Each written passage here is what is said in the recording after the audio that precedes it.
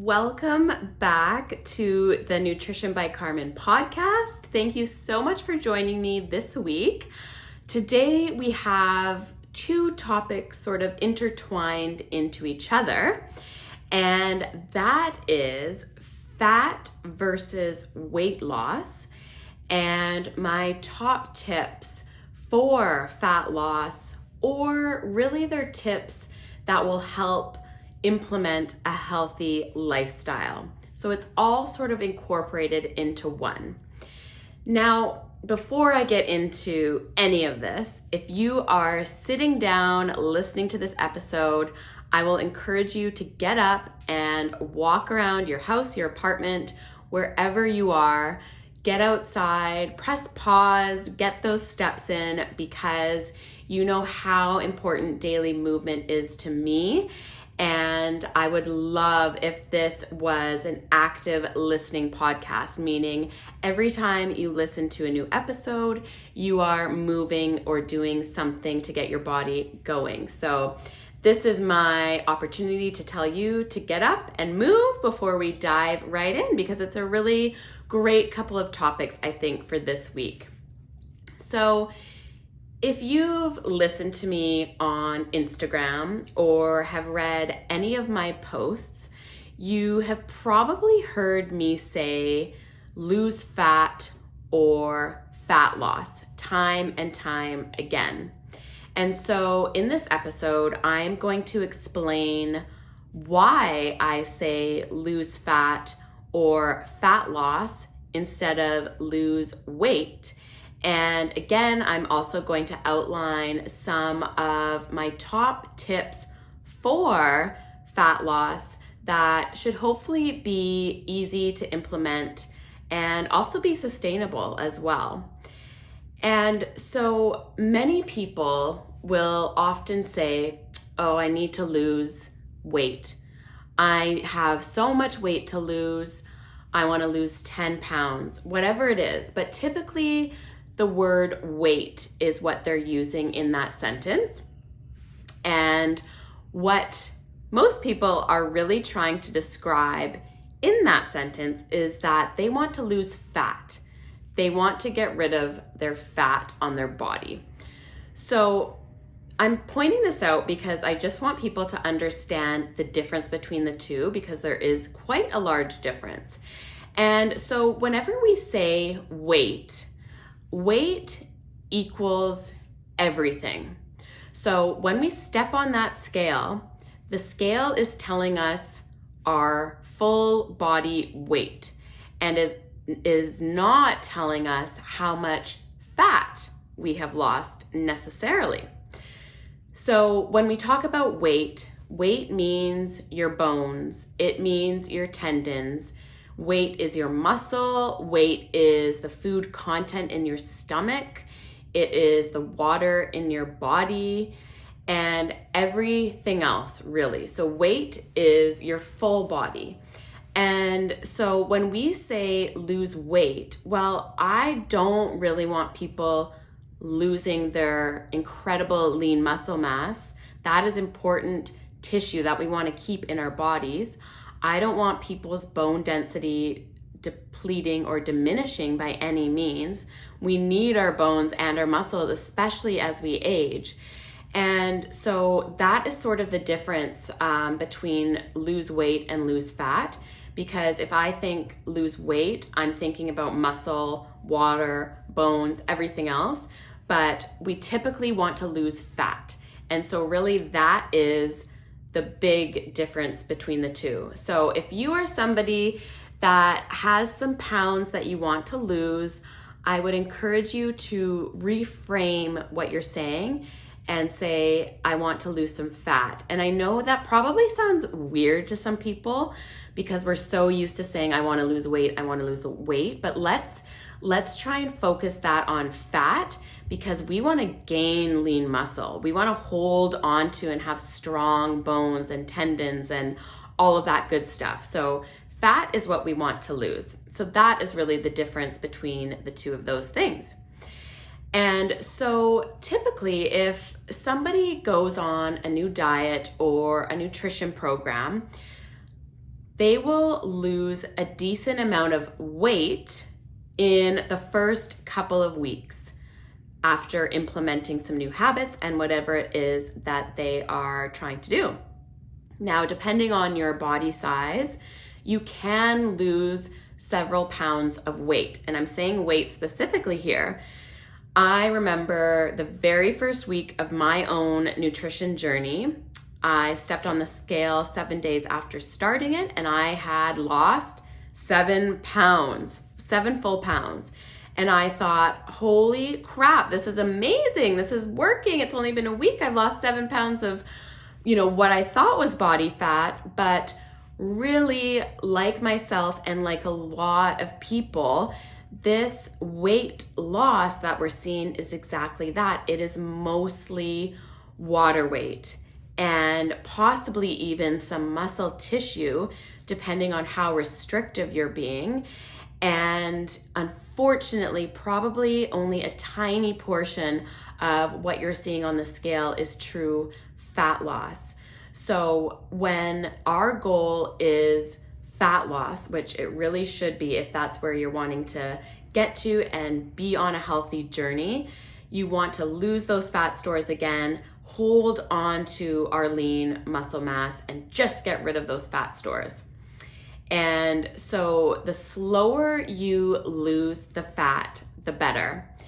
And I know everybody hates hearing this because everyone wants to get the fastest results in the shortest amount of time by putting in the least amount of effort. And unfortunately, that is just a recipe for an unsustainable approach. And I have to say that the research actually tells us that the slower you are to lose fat, the better, because it's easier to keep off and actually maintain long term, because when you're losing fat at a slower pace, your body has the time to actually adapt to the fat loss. And that is the most important. So when our body can adapt to the fat that we've lost, it allows us the opportunity to actually keep those fat stores gone. So that is first and foremost. And I know it's not everybody's favorite thing to hear, but I promise the slower you are to lose fat, the easier it will be to not only keep off, but maintain as well. And so the key with all of this is to learn to fuel your body properly with the maximum amount of calories. And that is exactly what I do for my nutrition clients. And healthy eating, honestly, it is a long-term game. I call it a marathon with no finish line because this is something we will be working on truly until the last day that we're on this planet. So that is why I really try and encourage people to take a step back and take it slow. What are we rushing for? What difference does it make if we lose 5 pounds in 10 days and can't keep it off versus losing 5 pounds of fat in 2 months, but we've built the habits and the behaviors around that where we're actually enjoying our life and we're able to keep it off. And so that is what we want. We want it slow, sustainable, because then we will keep the fat off, and it's a small calorie deficit that we're looking for. And it's interesting because so many of my nutrition clients that start with me think I have given them way too much food. They're not used to eating as much food as my programs provide them. And that is because, again, we are favoring those foods that have minimal or single ingredients, which means they are really, really nutrient dense and very light on calories, which means we can actually have more of those foods for less, which is fabulous. And they eat so much food, which is incredible, but it's also enough food so that they're feeling satisfied, they're feeling full, but they're also in a slight calorie deficit. And that will allow them to not only maintain their lean muscle that they have, they are in a place to lose fat while maintaining that lean muscle, while eating as much food as possible, which is the end goal.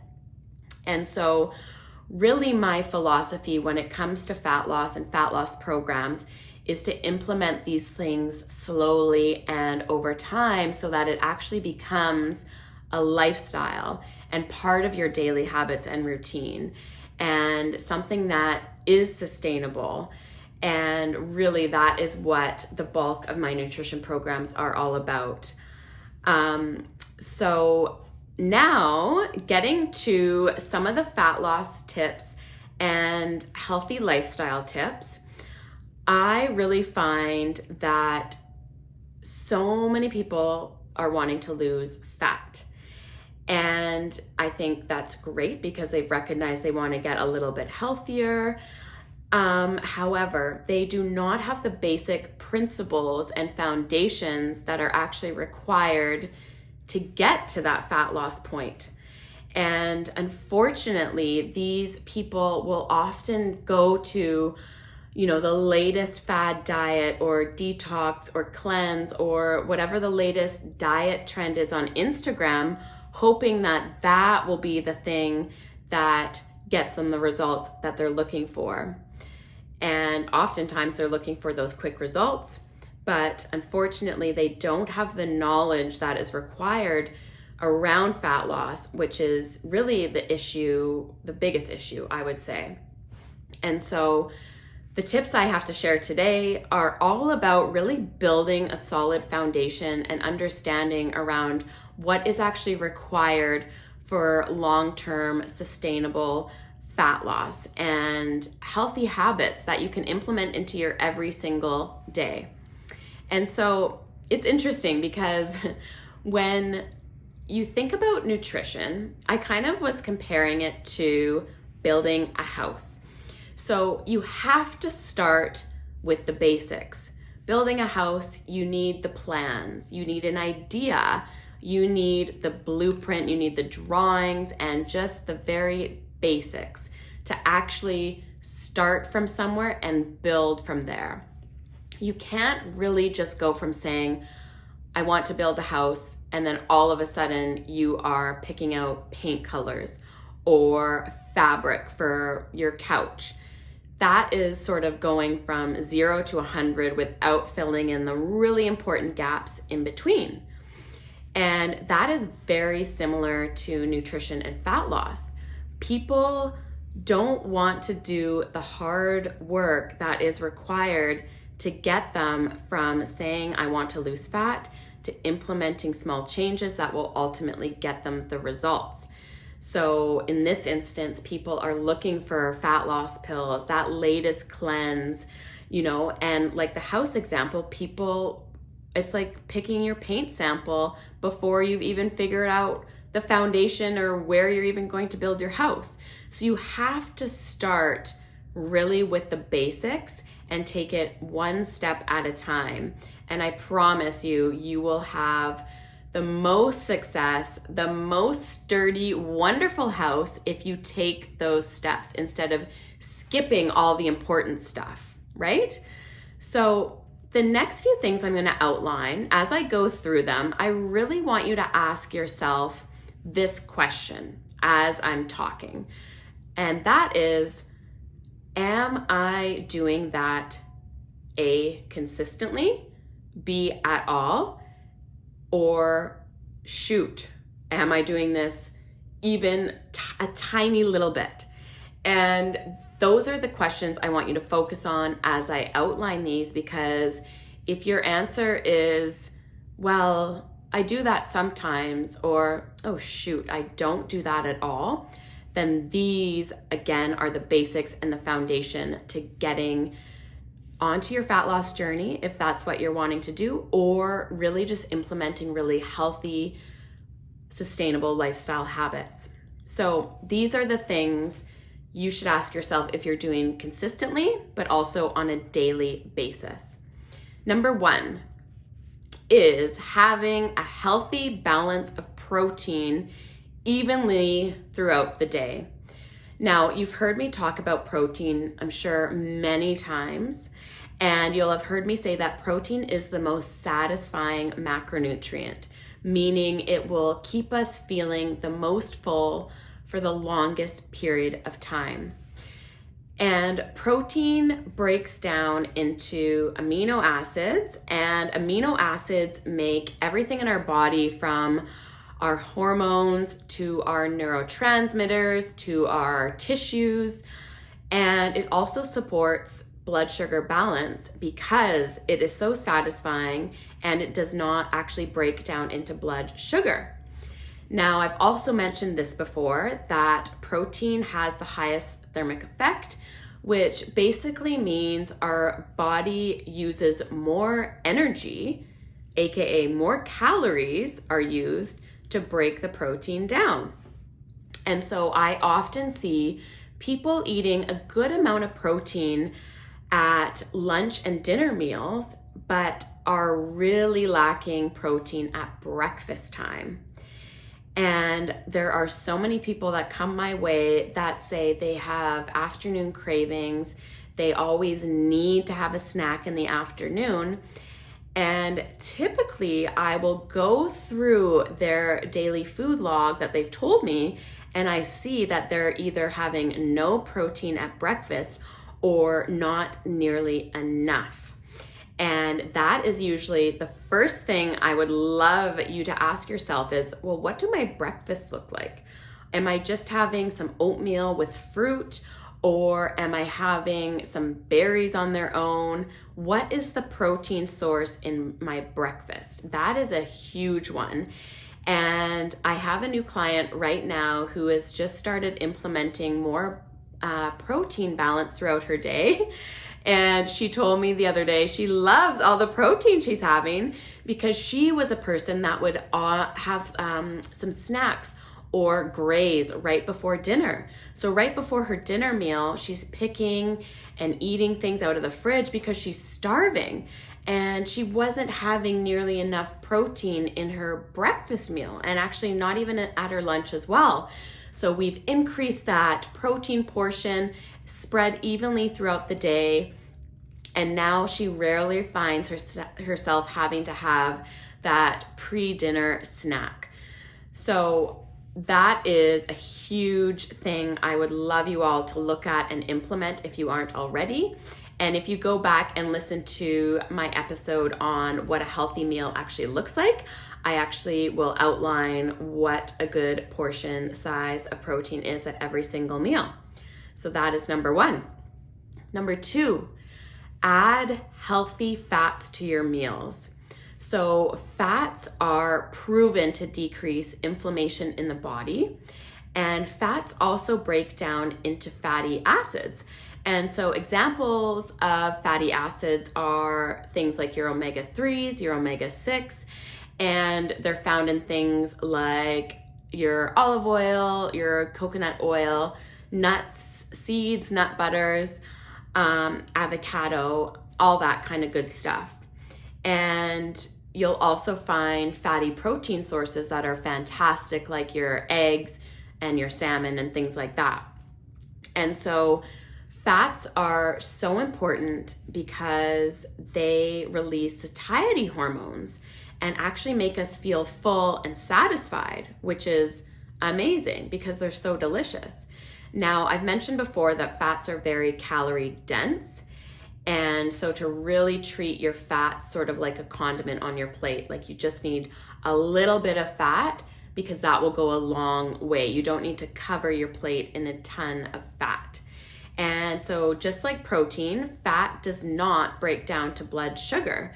So the research tells us that we have to get protein and healthy fats from our food, and the combination of the two of those things together will keep you feeling full and satiated, and they will eliminate cravings. So fats and proteins. Take a look at the meals you're having now and ask yourself, what are the sources of protein and fats in my meals right now? And if you're looking, thinking, oh shoot, I don't have any fats, well, feel free to add those in. And the next tip here is making sure you're having at least 1 cup of vegetables with every single meal that you have, and have 2 to 3 pieces of fruit throughout the day. Vegetables are one of my favorite things when it comes to fat loss because they have so few calories but are so full of very important nutrients, micronutrients, and fiber, so that you can afford to have a bunch of veggies and you will feel so full from incorporating these into your meals. And that will help you stave off sort of any sort of craving or hunger that you might experience because they just keep you so full. They're also full of tons of water, so that's another factor as well. They're great for contributing to your overall hydration. And fruit. People recently have been so scared to have fruit because they're worried the sugar in the fruit will make them gain fat. Well, honestly, everybody, you will not gain fat from having an apple or having a cup of berries or a banana. It just will not happen that way. And so I want to try and normalize having fruit in your day because fruit is just so delicious and it really should be incorporated, and it will again account for hydration because there's lots of water in fruit. And it's important as well to have a really wide variety of all fruits and vegetables because they all contain different micronutrients. And so we want to get as much variety as possible because that means we're getting a wide variety of the nutrients that they have. And just to clarify as well, when I'm talking about vegetables, I am talking about having, your cucumber, your carrots, your tomato, your Brussels sprouts, your eggplant, your peppers, your salad, all that fantastic stuff. I am not talking about your potatoes or your yams or your butternut squash or your corn. Those are all starchy carbohydrates that definitely you should have, but they aren't ones that you need to load up onto your plate at every single meal. And so I find it so fascinating with my nutrition clients because oftentimes, kind of like the protein, people are not eating nearly enough veggies throughout the day. And as soon as they start to incorporate more veggies with their meals, start to snack on raw veggies and have their water, it is incredible what those small implementations can do for their overall satiety levels. So veggies, veggies, veggies. You cannot go wrong. Have your fruit, have it anytime throughout the day, and that will be a really, really great implementation into your everyday life as well. Now, the next tip is to enjoy and include carbs, everybody. Carbs. I'm screaming here. Carbs. Yes, have carbohydrates in your every single day life. Oh, I can't stress that enough because so many people fear carbs. And again, this is something I really want to normalize. I want to have everybody be able to include carbs into their diet and be happy that they can and they can enjoy them. Now, especially use carbs to fuel your workouts because our bodies, they use carbs as the easiest fuel source compared to protein and fat. So this is why I'll typically suggest if you want to have something before a workout, have a carb that will digest easily and give you that quick energy that you need for your workout. So that could be like a piece of fruit, a banana, an apple, fantastic on its own. Have a couple of dates, have a couple squares of chocolate, honey on a rice cake is great. Something that will, again, give you that quick boost of energy that you need to get you through the workout. And I emphasize that because so many people have come to me to tell me what they have before a workout and they can't understand why they are experiencing a cramp or just stomach pain during their workout. And oftentimes it's because they are having some sort of heavy protein or fat. And like I said before, those two macronutrients take the longest to digest, and our body's working so hard to digest those. So if you're having something like that before a workout, it's just putting extra pressure and stress on your body during the workout. So eliminate the protein and the the protein and the fat before your workout, and highlight having carbs before a workout. Your body will thank you for doing that. And so again, having simple to digest carbs, very, very important for fueling those workouts. Now, the next fat loss or healthy lifestyle tip is to eat mindfully and slowly.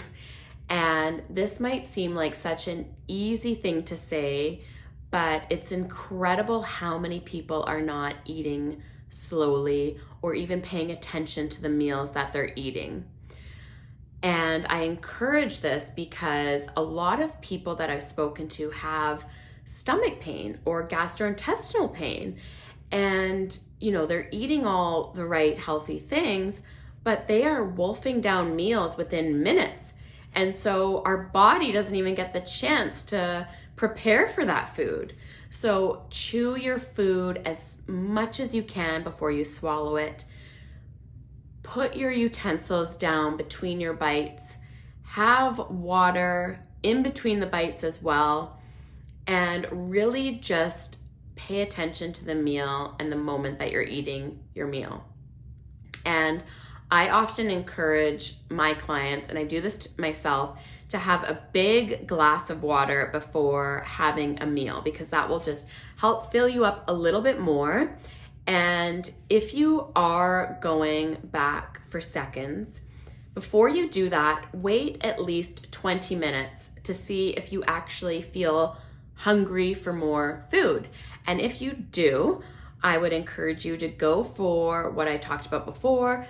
Start with the veggies and see how that feels, because oftentimes we finish our plate within 5 minutes, we're getting up for more, and we're typically getting more of the carbs. We're getting more mashed potatoes or the bread.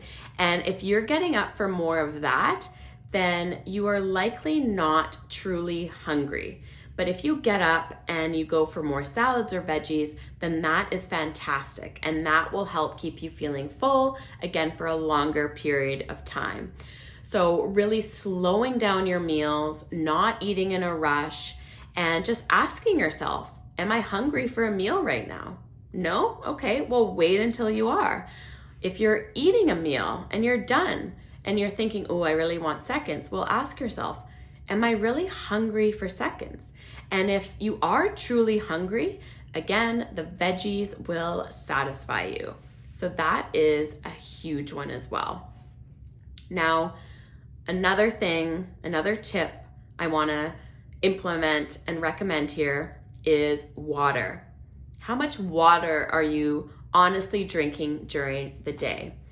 Water should be your best friend. It should be the first thing you have in the morning when you wake up before you do anything else. You should have at least 16 ounces of water to get hydration going, because after hours and hours of sleep, that is what your body is searching for. It needs that water.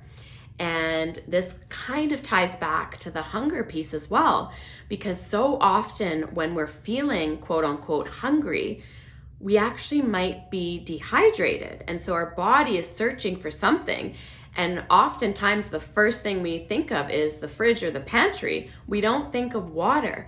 So next time you're feeling a hunger pain, have a glass of water and see how that feels and if it makes a difference.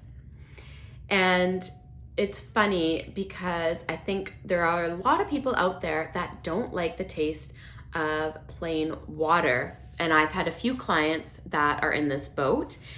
And that is okay, because there are strategies. So like I said, having your fruit and veggies, that will contribute to your overall hydration. But if you hate the taste of plain water, then feel free to get a water bottle that has an infusible middle. You can add some berries to that. You can add some cucumber, lemon, some mint leaves are fantastic.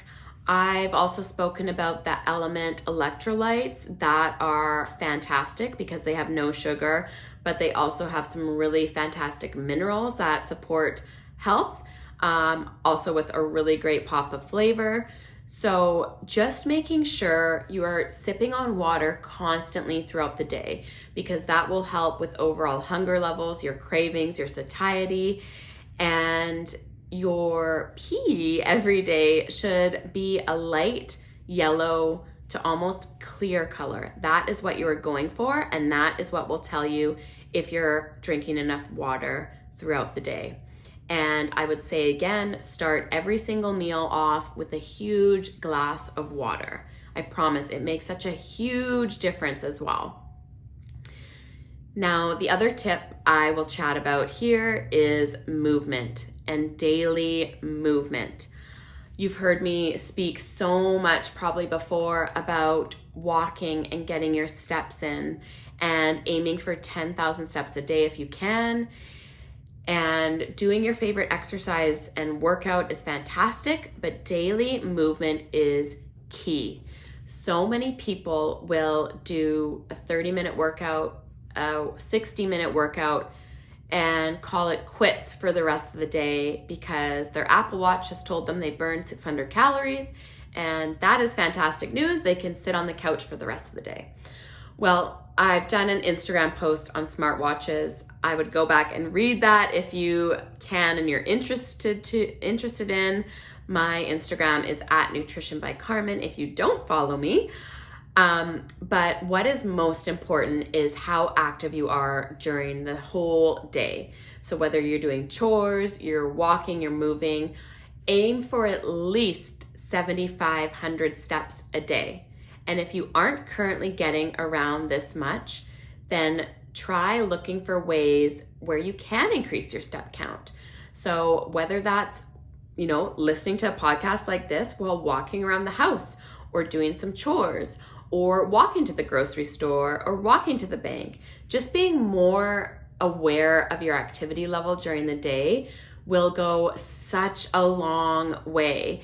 And people that are more active just in their daily life by doing daily things like emptying the dishwasher, people that are just moving and fidgeting can burn so many more calories than those people that are more sedentary. And it really does add up. So daily movement, aim for at least 7,500 steps every single day if you can. And so with all of this that I've implemented and chatted about today, planning is one of those really underrated tools when it comes to fat loss or really living a healthy lifestyle. There is nothing worse than opening up your fridge and thinking, oh gosh, what am I gonna have? There's nothing in here.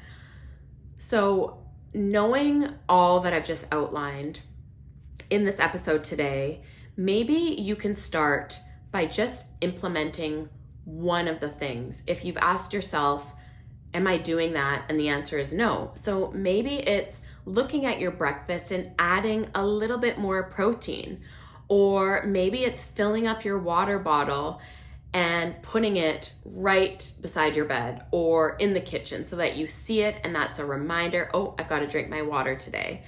Or maybe it is experimenting with pairing your protein with those healthy fats and seeing how that affects your hunger and your cravings. Or again, maybe you've realized, oh my gosh, I'm not having hardly nearly enough veggies. So I'm gonna buy 2 new vegetables this week, chop them up and have them ready to go. So if you just put a simple plan in place, I promise that will set you up for so much success. And I know it sounds so easy and like, okay, anybody can do that, but you would be astounded at how many people don't plan ahead. And when I'm talking about planning ahead, I'm not saying you need to figure out what you're going to have for breakfast, lunch, and dinner Monday to Sunday, because oh my gosh, is that overwhelming. Let's break it down into simple, tangible, realistic pieces that you can actually implement into your current lifestyle. So maybe it's just starting with water, having more of that every single day for a couple weeks. You will find so much value and so much success with implementing some of these things, no matter how small it seems. But again, you have got to do it consistently. You have to do it daily, and you have to be patient with yourself and actually give yourself the proper time to implement these newer habits if they are new to you, and to ensure that you're doing it at least 80% of the time. You can't just implement something one day and then 6 days later try it again and say, oh, that's not working, and just give up, because honestly, it won't work if you do it like that. You've got to do it daily, consistently, time and time again, because that's how it becomes a habit, and then it becomes part of your lifestyle. And so again, it comes down to that slow progress that will serve you over time, but you have to actually give it the opportunity to do so. And so again, when you're implementing these habits in a slow way, it will be sustainable, and things that are sustainable will become successful, and you will see the results, and seeing those results will create that continued action that will keep you motivated to keep going. And by the time you blink, you might think, oh my gosh, I've had 10 cups of water today. I think I can now move on to adding more protein into my meals. And it's just this incredible effect that will trickle into each other, and you will feel so much better for doing so. And so that is sort of the tie into all of this when we're talking about fat loss, because with these healthy habits, I bet without even putting in too much effort, you are going to start losing the fat stores if that is what your goal is, and you will hold on to your lean muscle, and you will feel so incredible. And that is the goal at the end of the day. And just a reminder to really be patient with yourself. Take things one at a time. And if it seems slow and painful, that is what is required. Remember, we don't want to go to the fat loss pills. We don't want to go to the juice cleanse, because those things will not get you the results you're looking for long term. It is worth putting in the effort now to implement those habits instead of trying something that offers a quick fix, will not get you the results, and then you're back to square one. So instead of wasting time on doing something that will get you temporary results, put the work in now to start doing small things. And I promise you will be so happy you did, and it will just continue on, and you will feel so great about everything you accomplished. I promise. And so that is it for this episode this week. And if you're enjoying the Nutrition by Carmen podcast, I would love if you could please give me a 5-star rating and review, just to help this podcast grow. It's a newer podcast. I'd love to get it out to more people, and that would mean the world to me. It only takes a couple of minutes. So I really hope there was some value in the episode today. Hopefully there's something in here you can take with you to implement right now and today. And again, thank you so much for listening and spending your time with me. And I cannot wait to chat with you again next week. And I hope you all have an amazing day. Hope you get those 7,500 steps in and just really start to feel great about all the things that you were able to do.